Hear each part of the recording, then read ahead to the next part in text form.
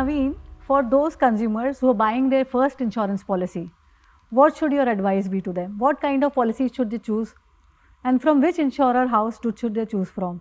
So how do they understand the parameters and make a quick, nice decision on the informed decision on the same? So Divya, you are asking me a question which you are the most qualified in the country to answer. People, जनता आपसे सुनना चाहती है. This is cheating. Okay. But I think my view is, as I said, industry tagline is सबसे पहले life insurance, and I believe within that सबसे पहले protection policy. So I think everybody should have a term policy, or there are now other types of protection policies that are there. I will not go into the details of that. Okay. Right? If you are 40 years of age, you should have about 20 times your current income. Beyond that is a matter of risk appetite. And you would have seen, as you advise your customers, somebody has a high risk appetite, somebody has a lower one. Somebody has a need in their portfolio to get a guaranteed stream of income. So there are different products for that. There are unit linked policies which give you market linked returns, but they are low on cover. Now, for example, we have a very unique product which has a unit linked platform. So it can give you high returns over 20 years, 30 years, 40 years, as long as you buy the policy for, but it also offers high protection. I think that is the only company who has something like this in the market. It's That's a niche right. product. We call it Param Rakshak Yes. and Param Rakshak Plus. And the idea of Param Rakshak is actually it is a unique combination of unit linked platform plus high term cover plus health riders. So critical care riders, hospital cash riders, which means that if the consumers have to spend a day or a week in the hospital, they get cash value for that. If there is a critical illness that they have, they get a lump sum for that. So I think in that sense, it is a holistic package. But the point I was trying to make is some people will have a view that they want to ride the fortunes of the market over a longer period of time. And they can do that with a unit linked policy. Some consumers will have a view that in my portfolio, I need 20%, 30%, which is guaranteed. And I think what we in the industry call non-par or guaranteed products, Blended kind of products, are absolutely fantastic for that. Also because they are tax-free when you compare them to other instruments like bank deposits, right? And if you look at IRRs today, that many companies like ours and others are offering, they are between 5 and 6%. So 5 and 6% return, which is tax-free, compare that to a bank deposit anytime, plus you get insurance on top. It is a fantastic value proposition. Plus there is no redeployment risk of the money, unlike any other instrument like FD or bond. So I think in our economy, we have only two guaranteed on the paper kind of products, FD and bond. So the kind of products which we sell through insurance houses, giving you an IRR of 5 to 6% or little more. So with no redeployment risk for next 50 years or so. It's a wonderful thing because we are capturing the interest rate today forever. For somebody's entire lifetime. So Anshul, there is a big competition coming up with the growth of fintech brands in India. What technological advancements is Yes Securities offering for this? So as Darwin has said, not the most strongest of the species will survive, but the one most adaptive will survive. So we are wanting to make our technology and the system as adaptive as possible to take care of the customer's present as well as future needs. So basically survival of the fittest is the answer. Absolutely, and the fittest is the one who is the most adaptive and in terms of can adopt the trends, changing trends of the customers. So what is your message to all those who already have a lot of wealth accumulated, so who have a big portfolio? So what is the message to them? So the first thing now which they should look at, who has already created a good wealth, is protection of the wealth. So that's the most important thing what they should look at, and their expectation from that portfolio should not be sky high, because again if you are going for that kind of an expectation, then you are carrying an inherent risk of losing the capital as well. So if you have a good portfolio at this point of time, one should look at more of a capital protection first and then steadily growing on it. So Dr. Suborno Bose, with the growing hotels, restaurants and pubs in cities and increasing tourism in India and across the globe, it has definitely opened up a stream of income opportunities for many of the young aspirants and the students who are taking up hospitality as a career. What is your view? What do you think are the options available now? I think this is the best thing that has happened among the millennials and young people. They are now not really worried so much about the placement, so much about the jobs. They are becoming the startups. They are opening their own cafes. They're opening their food trucks. They are joining everywhere. Some of my students have become already very, very good budding entrepreneurs. Wow. And if you see all over the country, we have got hundreds of cafes now. I think it's a great start. And from the moment now to the next 50 years, there would be a big start of revolution going in the hospitality sector. Harish, you excel in communicating through storytelling. So, and the stories which you wish to choose, you also choose them with great care. So, does this trait also apply in choosing the financial instruments? Of course, Divya, you know, when I write a book, I have to compile a set of stories which I strongly believe in. Take, for instance, my most recent book, Tata Wow. Stories. Okay, This is your recent book? this is my recent book. Amazing. Now, in this book, there are 40 stories, Okay. all from the history of the Tata Group. But I had to choose 40 out of thousands of stories. So I had to look at the stories which convey the essence of the Tata brand very well. And that was one criteria for the choice of story. As much as the other criteria was how gripping is the story, how does it come to life. Similarly, I completely agree with you. While choosing financial instruments, one has to be equally choosy and careful. And you have to choose the kind of instrument you want based on your various priorities. After all, it is your hard-earned money. And Of when course. you're investing it, you have to take great care in choosing where and when you want to invest. And with whom you wish to invest. That's And with also whom you very want to, and with whom. important. Absolutely. I mean, who's going to handle your money is equally as important about. Actually, who's going to handle my money is the most most important important. question. Yes. The most important question. Yes. Yeah. In one of your books, you've also extolled the virtue of curiosity. So, do you think this virtue of curiosity should be an important element for any investor while choosing their instrument? That is true, Divya. In a book that I wrote earlier to this called The Curious Marketer, I talk about how curiosity actually leads you to learning more, how curiosity opens your eyes. You know, in that book, I've discussed things from as different as honey to coconut water to visiting museums and what that curiosity has done to me as a marketer. From honey to coconut water to museum. Museums. So Okay, you can learn a lot from At this all point, these I three. can't see any link. Well, you can learn a lot from all these three, and Wow. all these three actually helped me become a better marketer. You know, as children, we are very curious. As adults, we should be equally curious, because when you're curious, you start asking questions. Yes. And when you start asking the right questions, you get the right answers. Correct. Which is very important, whether it is storytelling or whether it's investing.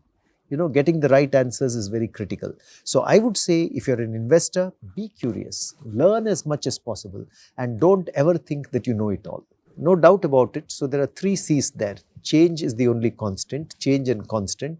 And what can get you out of that is curiosity. Wow, very nice it is. So, we live in a situation where we are in diverse various risks, as in inflationary, climate change, geopolitical, or as in the sense infections, etc.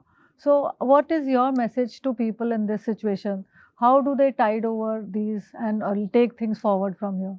So the risks could be different. There are a set of risks like health risks, and or there could be risks relating to life, where there could be a situation where somebody could lose a earning member of the family.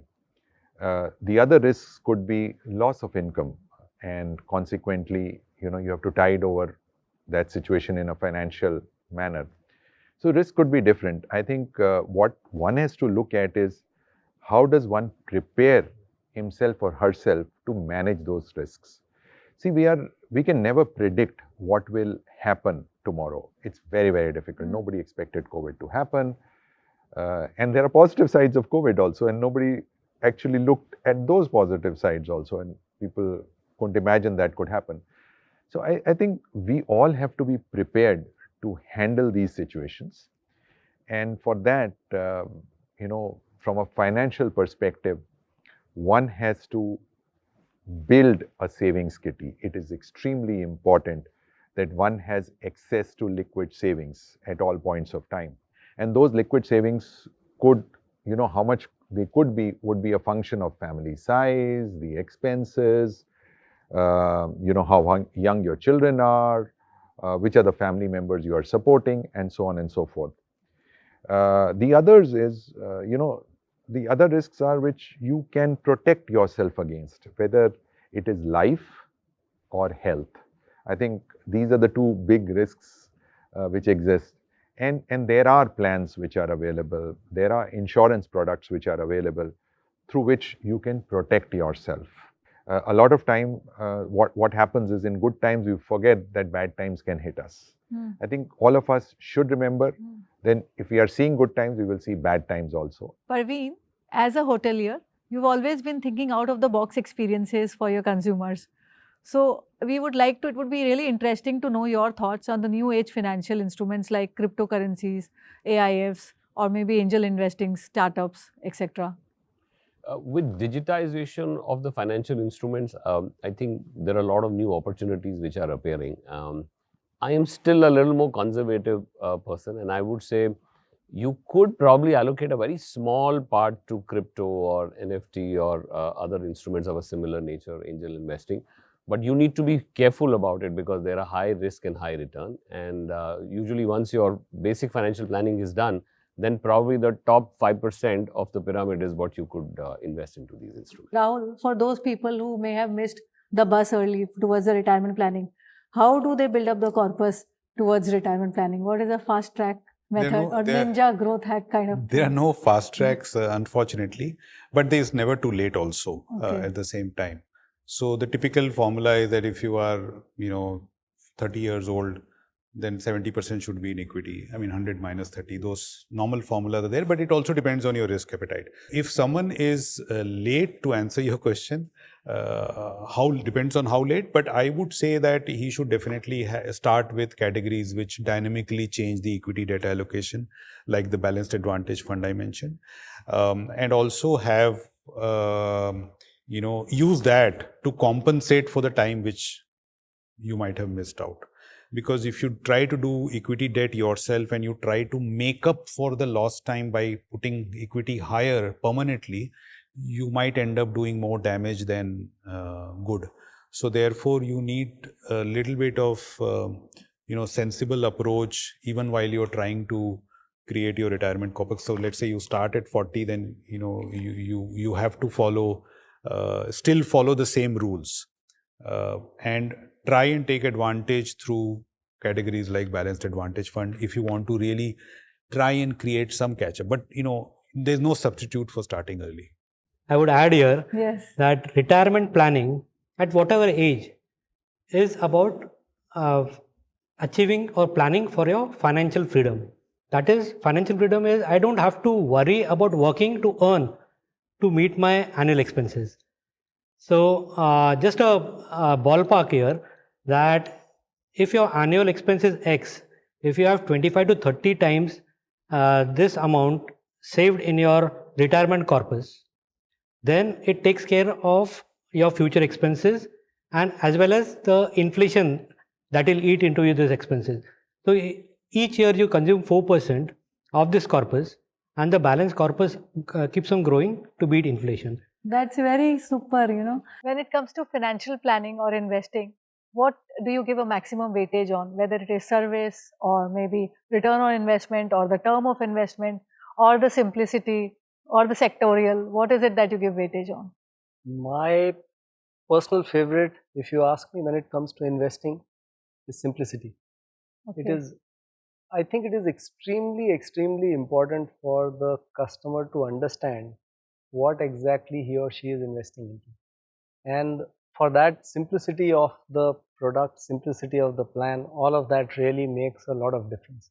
We have seen during the Lehman crisis how complicated products were bundled and sold to customers who wouldn't have really figured what they were buying into. So simplicity is the most important thing when it comes to financial investments.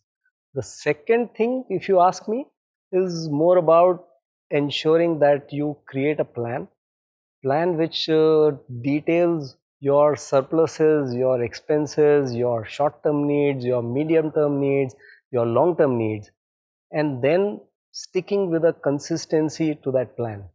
And most importantly, reviewing it on a periodic basis.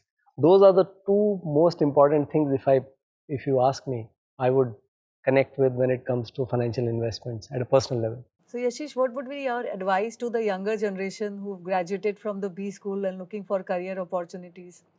I think risk is overrated, opportunities are underrated, or whatever, right? Growth is underrated. So I think I would advise them to take risks and set their goals on whatever they wish for. And I'm very confident they will achieve it. I know it seems like an advice everybody gives, but through my experience, that's what I've learned, that we think a lot of things will go wrong. We are very worried at times, but we don't know what all opportunities will come along the way. And eventually, we can't see everything today. We can only see what we can do now, or what we can do in the next few days or few months or few years. Even years is very difficult to predict. For a lifetime, it's very, very difficult to predict. So you don't know what all opportunities will come. So I think what I wanted to say was risks are always overrated, because you can see what all can go wrong. You cannot always see what all opportunities will arise. So opportunities underrated. So go ahead and take your chances, is what I would say. So do you think that beauty industry has any impact on the economy of the country? Yeah. If yes, how? Yeah. So firstly, of course, beauty is still one of the fastest growing categories in India. It's a very large business. Beauty, personal care itself is like a 60,000 crore business just in products, and it's one of the fastest growing at about 15% year on year.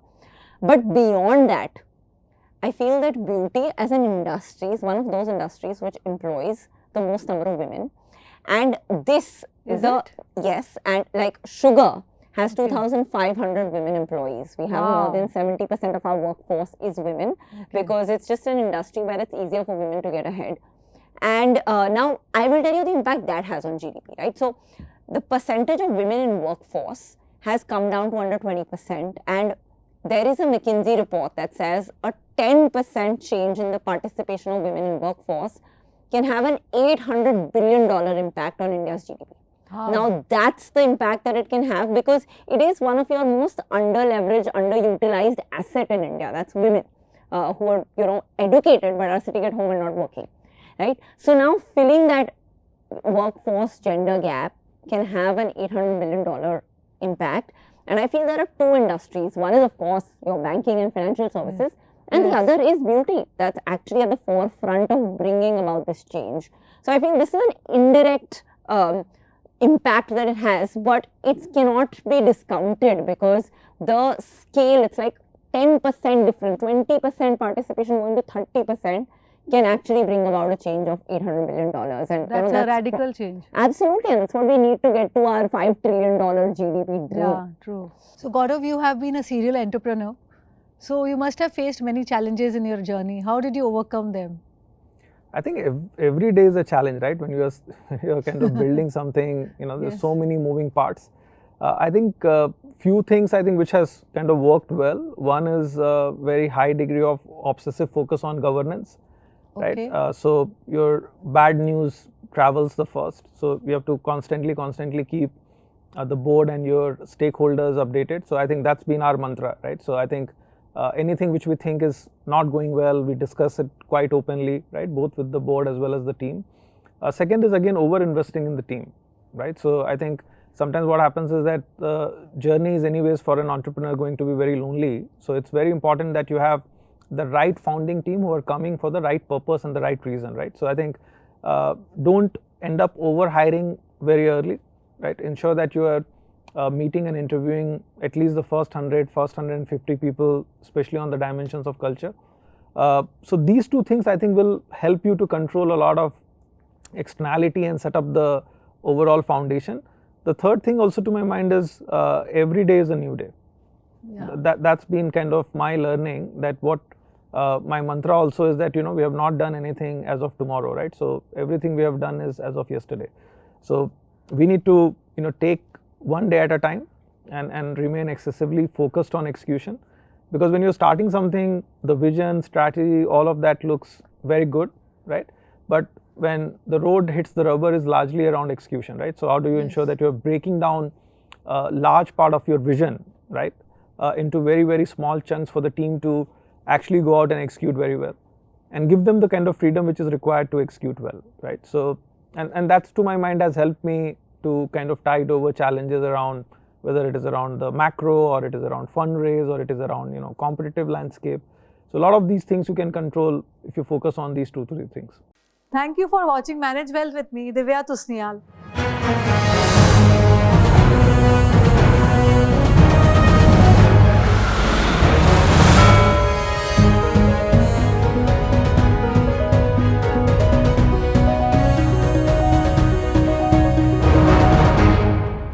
Do not forget to subscribe and hit the bell icon, and connect with me for any query on the financial market on my Facebook, Instagram, Twitter, LinkedIn, Manage Wealth show handles, or write to me on divyatusnial.com.